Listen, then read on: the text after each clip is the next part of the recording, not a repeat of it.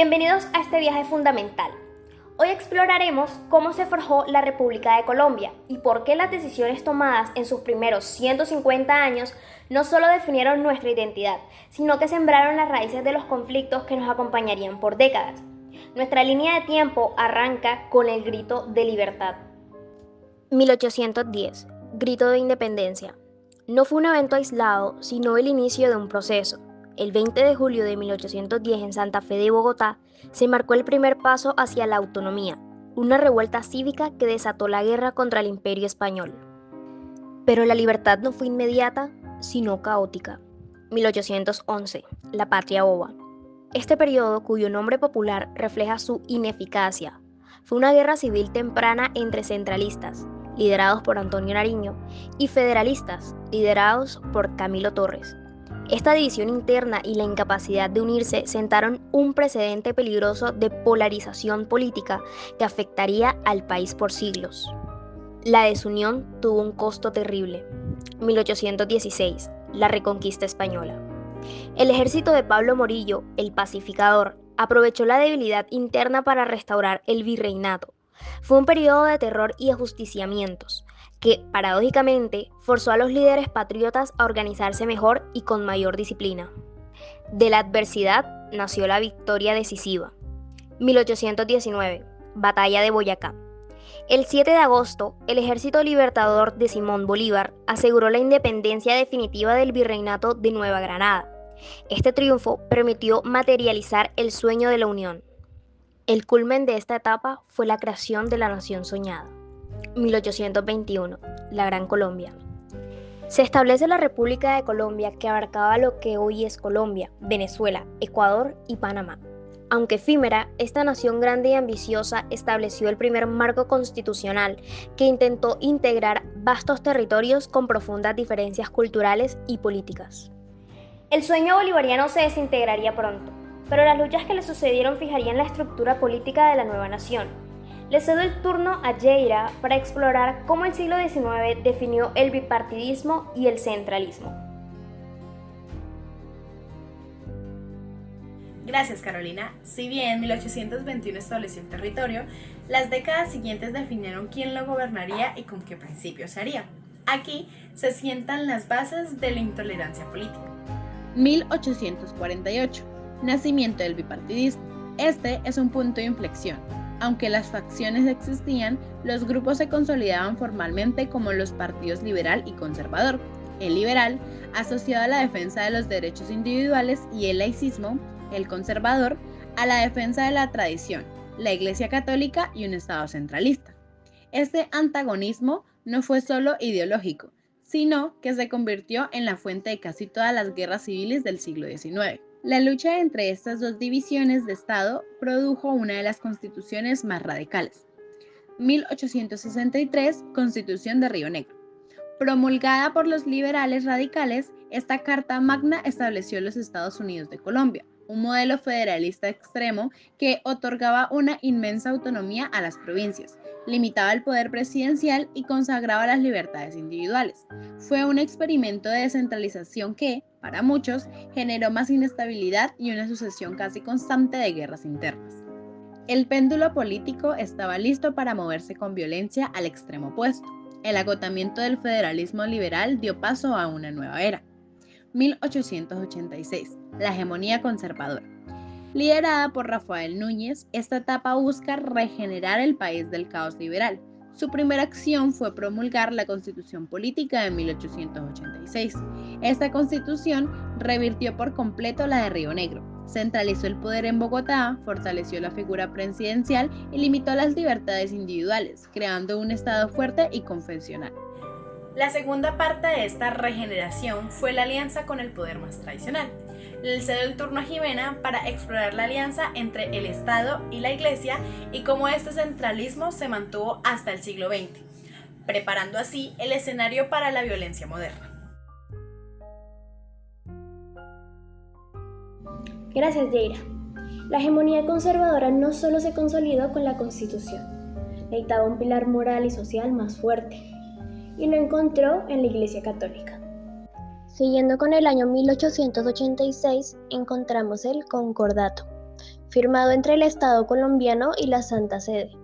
Este pacto convirtió a la religión católica en la única religión oficial y le otorgó un control casi total sobre la educación pública y el registro civil. Esto garantizó una uniformidad ideológica de corte conservador en el país y una profunda exclusión de cualquier ideología liberal o laica de la esfera pública por décadas. Este monopolio del poder por un solo partido y una sola ideología no se rompió sino hasta la llegada de la República Liberal. 1930. República Liberal por Enrique Olaya Herrera como representante. Tras casi 45 años, el Partido Liberal regresa al poder. Olaya Herrera inició una serie de reformas sociales y económicas que intentan modernizar el país, incluyendo la reforma agraria y la separación gradual de la Iglesia y el Estado. Las tensiones se mantuvieron y la polarización se exacerbó tras la Segunda Guerra Mundial. 1946. Presidencia de Mariano Ospina Pérez. Con la adición del liberalismo, 2 candidatos, el Partido Conservador regresa al poder. La victoria conservadora, tras 16 años de liberalismo, fue vista por muchos en el campo como una luz verde para la venganza. La violencia política local se disparó, especialmente contra los campesinos liberales, marcando el inicio formal de la violencia. 1948. Asesinato de Jorge Eliezer Gaitán, o conocido como el evento del Bogotazo. El 9 de abril, el líder liberal Jorge Eliezer Gaitán es asesinado en Bogotá. Gaitán era la figura que canalizaba las frustraciones de las masas populares contra la élite bipartidista. Su muerte desató el Bogotazo, un estallido social y la quema de gran parte del centro de la ciudad. Este evento catalizó la violencia en el campo, transformando las confrontaciones bipartidistas en una guerra civil de baja intensidad. La incapacidad del bipartidismo para frenar la masacre abrió la puerta a una solución antidemocrática. Salomé nos explicará el fin de esta era y el acuerdo que, irónicamente, generaría el nacimiento de las guerrillas modernas. Gracias, Ximena. El desangre de la nación que causó cientos de miles de muertos demostró la profunda incapacidad del sistema bipartidista para gobernarse. La respuesta fue una ruptura militar de orden civil. 1953. Mandato de Gustavo Rojas Pinilla. El general Rojas Pinilla derroca al presidente Laureano Gómez, quien es conservador, y aunque inicialmente fue recibido con alivio por buscar la paz entre los bandos en guerra, su gobierno se tornó autoritario y fue finalmente derrocado. No obstante, su mandato representó una pausa en la violencia bipartidista y un intento fallido de modernización estatal. La salida del poder de Rojas Pinilla en 1957 obligó a los líderes históricos Alberto Lleras, quien fue liberal, y Laureano Gómez, quien fue conservador, a diseñar un mecanismo para evitar que la confrontación y los militares volvieran a tomarse el poder.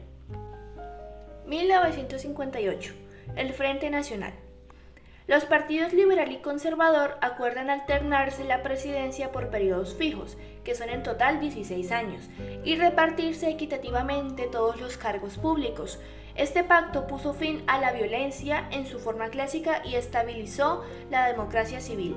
Sin embargo, esta fue una solución con un costo inmenso: la exclusión política total de cualquier otro movimiento o partido. Al cerrar la vía democrática, el Frente Nacional se convierte en el catalizador indirecto para que los movimientos sociales, sindicales y agrarios optaran por la vía armada, dando origen a las principales guerrillas colombianas en la década de 1960. Le cedo la palabra a Ángela, quien explicará cómo surgieron las guerrillas, los paramilitares y cómo este conflicto se transformó en una guerra prolongada, que marcó nuestra historia reciente.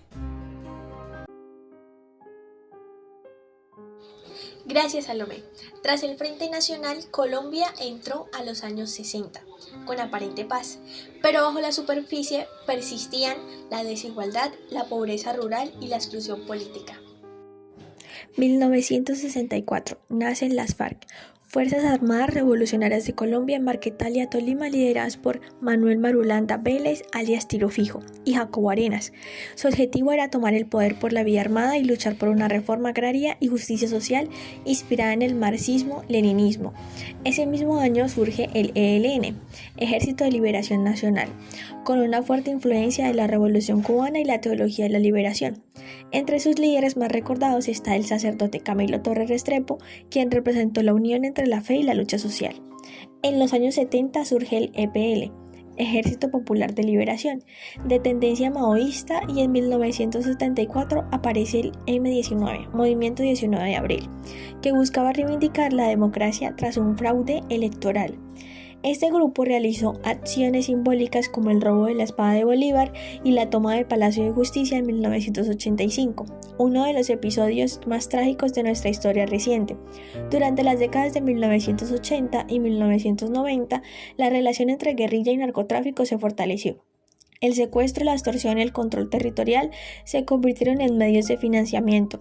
En respuesta, surgieron los grupos paramilitares formados por ganaderos, narcotraficantes y sectores del Estado.